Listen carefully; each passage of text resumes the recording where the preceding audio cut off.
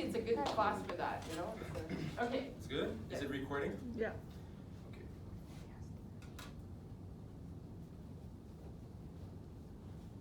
Everyone ready? Yes, yes, yes.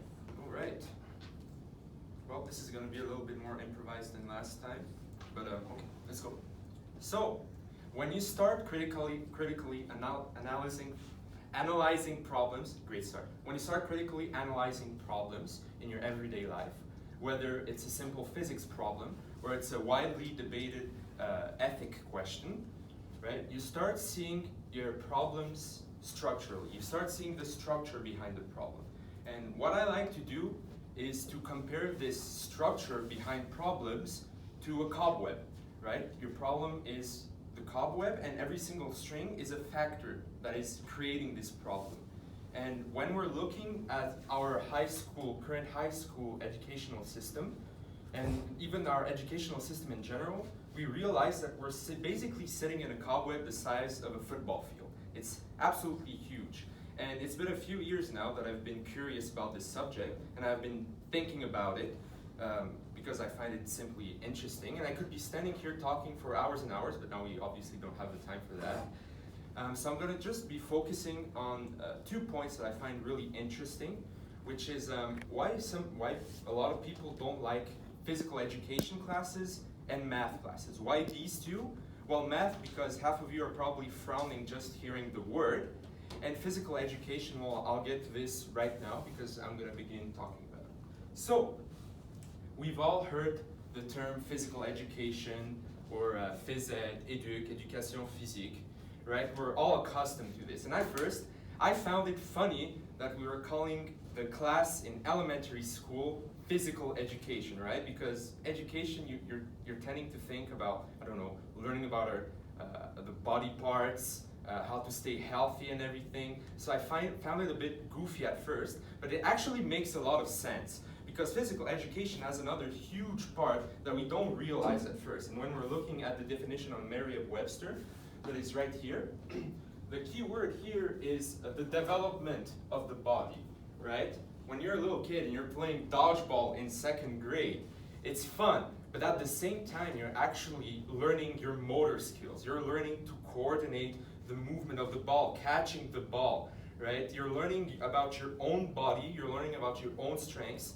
right? How will you throw it, right?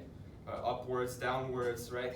It's really important to learn to know your own body, okay? And not only that, but physical activity, it is self-evident that it helps you in your everyday class, academic class. You're more concentrated, you have more energy, you perform better when you're doing physical activity. And well, the key word is 60 minutes. 60 minutes every day. Every kid from 6 to 17 years old should be doing 60 minutes of physical activity every single day. So when we're looking back at our system of education, right? It's great that they're putting in their curriculum, right? That we're doing physical education, that they're doing this healthy thing for us, right? That's great. It's great, right? Right? Well, here, let's have a look at the minimum hours every single week here in Quebec that elementary schools and high schools have to put in their curriculum. What is this? What the hell is this, right? It's only 2 hours per week that they're having phys ed, and it gets even worse in high school, right? We should be promoting this 60 minutes per day each and every single week, but are actually worsening the situation from elementary school to high school. This is getting even worse, right? And you can say that in elementary school it's not too bad because kids have recess and they can reach their 60 minutes. But what about high school? And even then, coming back in elementary school, I remember when I was in 5th and 6th grade, people were already starting to just sit down and talk all the time. Or start spending time on my phone is over there, but on the wonderful thing called the phone. And so you can imagine what happens in high school when you have even less time. It's absolutely horrible. Here, let's look at some fun facts concerning what students do with their time and what they think of physical education. Look, less than 1/4 of children participate in 60 minutes every single day. And yada yada yada, I'm not going to read every single one of these. Here, let's look at the last part. half of high school students attended physical education classes in an average week, and only 30% of high school students attended physical education classes sorry. So only half students actually attend their physical education class. Not only is there less than an hour only a couple of hours every single week, but students are skipping them. So sure, the school isn't helping, but there's also another problem to look at, and it's the students themselves. Why don't they like this physical education class, right? I remember in elementary school, it was fun, right? Just playing games, and the progression towards tests where you were running, or you were doing the pacer tests, or running a bunch of kilometers, they didn't put charts. You weren't facing charts and harsh grades. You just did it, and for the rest of the class, you play a fun game. So it wasn't that bad. And then boom, you enter high school, charts in your face, you're being compared, right? You're average, you're under average, you're above average. And sure, I get it. I get that if you're in below average, you should feel motivated to go further, to do better, that you're not healthy. But the thing is, right, kids, when they enter high school, they start becoming teenagers. And when you're a teenager, most of the time, your self-confidence wavers for a bit, right? So when you're looking and you're seeing that you're average, you're gonna lose motivation to want to keep on going. You're gonna lose that motivation, and you're even gonna start comparing with others, right, during your high school classes. So you're gonna lose motivation. Why keep on going there if you don't want to? So students start skipping classes. They don't want to go to the classes anymore. And so you see, it's a huge problem, because the school isn't offering enough time to actually like this and to give a nice progression even through high school. And even the students, they get bored of it, right? It's not arranged properly. So you have a huge structural system, or huge structural problem behind physical education. And the same thing sadly applies for mathematics, only it is slightly different. All right, math. So, why do people hate math? Okay, give me a second. A lot of time talking.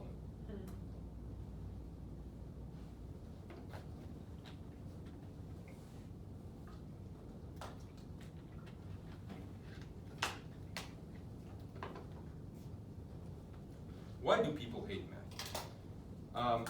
You see, when I was in high school, a lot of students were flunking high school math. They didn't like it. And even in calculus, apparently it's worse. I don't have it, but among my friends, a lot of them just stop enjoying it. And I'm here flabbergasted because I love this.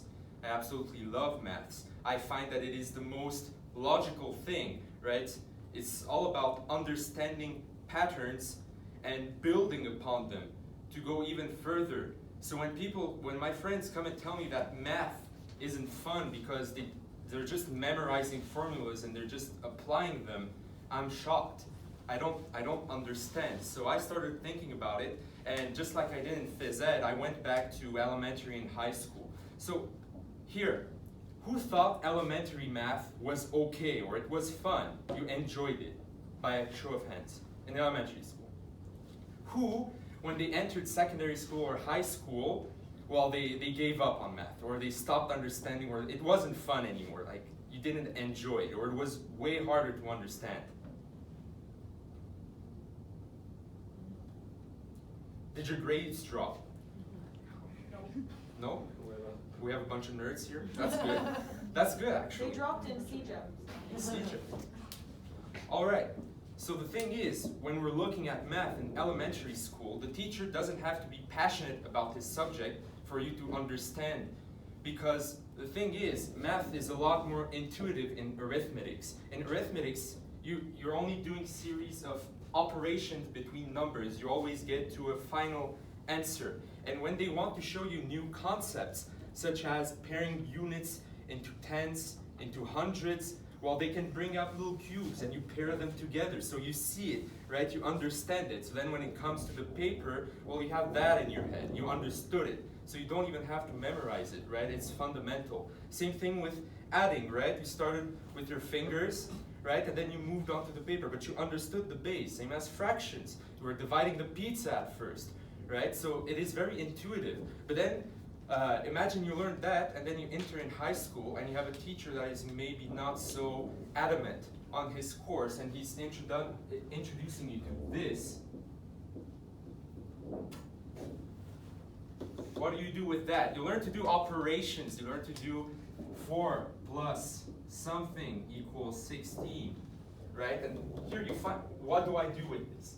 So you see, there's a big difference between arithmetics and algebra, where algebra is much more of a study between the relationships between numbers, right? We're studying this value depending on this value, but when the teachers don't take the time to explain that, right, to move on from one to the other, right, the students start losing progress. And when it gets even more complicated, then it all falls apart. Because one of the sad truths of math is that it's not like French or English. Let's say in French, you miss a class and you didn't learn about the past tense. Next day you come in and they teach the future tense and the conditional. You have no problems, right? You don't need to know the past to learn those things. In math, say you miss the exponent laws. Next day you come in and they move further on exponential functions. You're not going to understand anything because you haven't mastered the past subject. And then they go even further. So then you have to memorize something that you missed because you didn't see your teacher explaining the why of it. And so you're left there with a hole. And it all crumbles apart from there. And then you stop having fun. You stop want to keep on going. I have an example of that. In my architectural class, I have a friend of mine who came to me the other day and he asked me a question. He needed help on some logarithmic equation and he wanted me to show how to solve it. So I looked at it and I was thinking, yeah, I can show him, but I can't explain him why. The problem is, he didn't learn the logarithmic laws, right? So why not just explain them? Well, the thing is, he hasn't mastered what logarithms are in the first place. So I'd have to explain him that for him to understand that. But then, we can go even further. Earlier during the year, he wasn't listening when she was teaching the exponent laws and the exponential functions. So he's having trouble with that, which you need to understand logarithms. And then when they integrate factoring and every other concept in math, right, there's a huge pool of things that my friend needed to understand to even have a chance to grasp that question. So I showed him how to do it, and now I'm just praying that during the exam he's going to have a similar number where he doesn't have to think that much so that he can actually get the answer, right? That is one of the sad truths of maths. And another thing is, if you don't have a teacher that takes the extra 3 minutes to explain to you the why behind certain things, you're going to have to memorize that, and that's not fun. That's not fun at all, right? Here, let me give you a quick example. We all know that any number raised to the 0 is equal to 1. Can anybody here explain to me why? No. No, right? We told you that it's equal to 1, but we never told you why. I can explain to you right now in 2 minutes. Okay, we have a table. Let's take 3. What is 3 to the 1 equal to? 3. What is 3 to the 2 equal to? 9. 9. What is 3 to the 3 equal to? 27. 27. Okay, now we want to go towards 3 to the 0. So hey, let's go this way. How do I get from 27 to 9? Divide by 3. By 3. How do I get from 9 to 3? Divide by 3. How do I get from 3 to 0 now? Divide by 3 again. 3 to 1. What? You divide by 3 again, right? Yeah, but you said how do we get from 3 to 0? To 0. Oh, I'm sorry. But you all understood, right, the concept behind it. And if we want to go even further, right, why is 3 to the minus 1 equal to 1 over 3? We'll divide 1 by 3 again. And then we can keep on going, right? And even then, I remember a lot of teachers said you can't divide by 0. And when we asked them why, they were like, oh, you'll learn that eventually. But he could have taken 5 minutes to give that explanation and give a nice little introduction to limits, which is really interesting in calculus. Here, we're doing another So example. why can't we divide by 0? See about that. All right. So, we can take 5, okay? What is 5 divided by 1? I don't need a table. What is 5 divided by 1? 5. What is 5 divided by 0.1? Something very big. 50? It's 50. 50. It gets bigger. I could have used 2, but or 1. 1 divided by 0.1 is 10.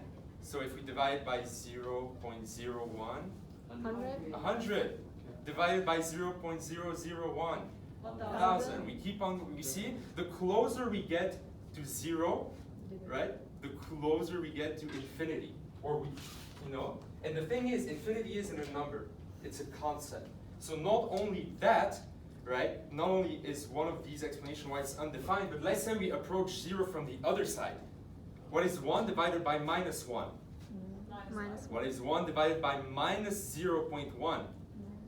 Minus 10. And you see, the further we're getting to 0 from the other way around, we're getting to a different answer. We're getting to minus infinity.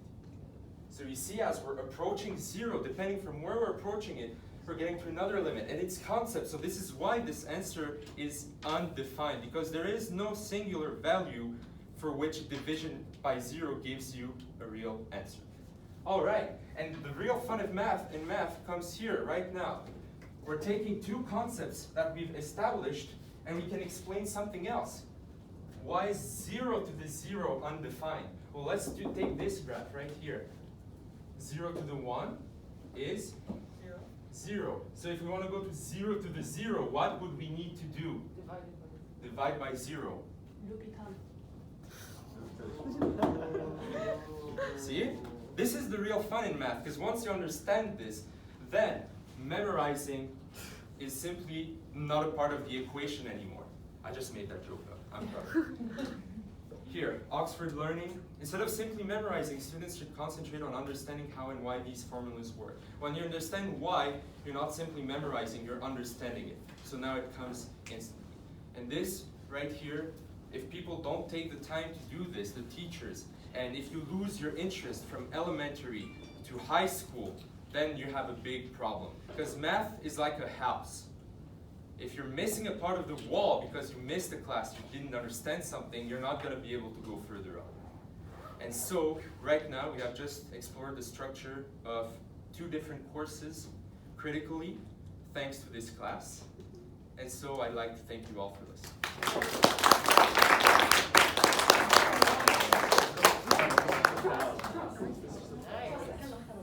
Good. Fantastic. 5 comments. 5 comments. Yes. The theory behind the 3 to the 0 was mind blowing.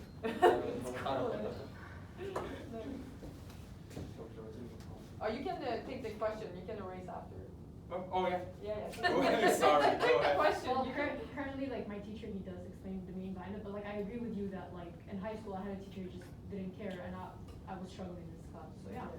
Yeah, it's You should go and have a talk with all the calculus teachers in the school and tell them this is how you need to teach. For sure. Yes. I want to add that it's not only math, it's, I would say, everything in college, because, for example, I'm a programmer, and when I learn in programming, I already know stuff, but when the teacher is explaining, it's like, you don't need that. And that's why I see that a lot of people say, I hate programming, but it's because the teacher is not explaining well, and you're losing motivation. So it's something that happens in a lot of classes, because if the teacher is not helping you, well, Yeah. yeah, that's true. See, I just talked about 2 of them, but like I said, we can spend hours talking about this.